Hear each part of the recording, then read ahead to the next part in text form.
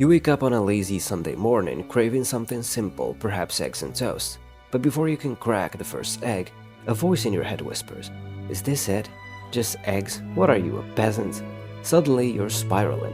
You start Googling things like how to sous vide an egg, and before you know it, you're elbow deep in a 17-step process that requires 3 different types of Himalayan salt and an egg poacher that looks like it came out of NASA. And let's not forget about the sourdough starter. Remember when making bread was a last resort option in case of apocalypse? Now it's a status symbol like, oh, you don't have your own yeast colony growing in the fridge? What do you do with your free time? Relax. Cooking, the simple act of preparing food to stay alive. Except wait, it's 2024, so it's not simple anymore, is it? Now it's a performance. A ritual, a public declaration of your culinary prowess that somehow involves ingredients you've never heard of and kitchen tools that look like medieval torture devices. Why just make a sandwich when you can embark on a 24-hour sourdough odyssey? That's right, folks, cooking is no longer about eating, it's about proving that your avocado toast can reach the pinnacle of Instagram enlightenment. Why do we do this to ourselves, you say? Simple, we're dead inside and need a distraction from the void. Because deep down we know none of it matters. The universe doesn't care if your soufflé deflates, or your risotto turns into wallpaper paste. But for a fleeting moment, as you carefully fold in those egg whites, you feel like maybe, just maybe, you've got this life thing figured out.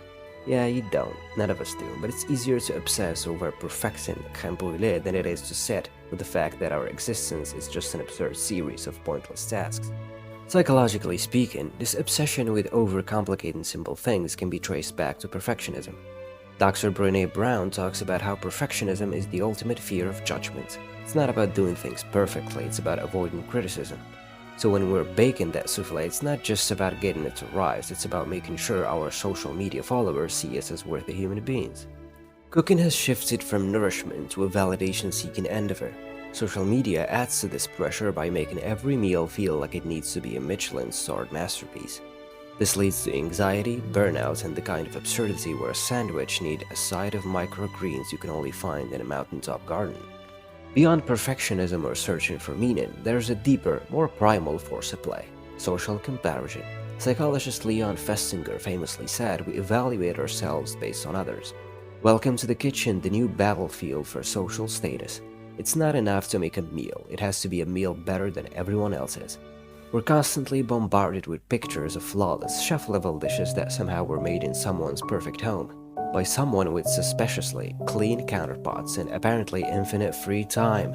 Cooking has become less about sustenance and more about social validation. The more elaborate the meal, the more impressive we seem. Psychologists call this status anxiety. We're not just cooking, we're competing. Each microgreen, every hand-whipped meringue is a silent scream. Look at me, I'm Mr. Meeseeks. Yet within this realm there remain those whose hands move not for spectacle but for the quiet joy of creation, untouched by the need for recognition. Theirs is a spirit unshaken by the outside world, finding fulfillment not in the echo of applause, but in the alchemy of simple ingredients transformed. The spirit here does not complicate for the sake of visibility, but nourishes as an end in itself. A quiet, steadfast pursuit of something deeper, untainted by the demands of the fleeting crowd.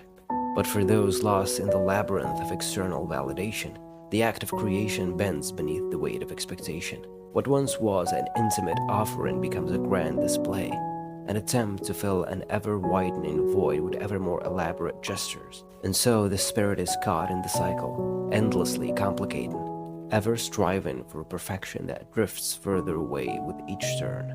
Psychologists like Dr. John Kabat-Zinn, a pioneer in mindfulness-based stress reduction, emphasize the importance of being fully present in daily activities, including cooking.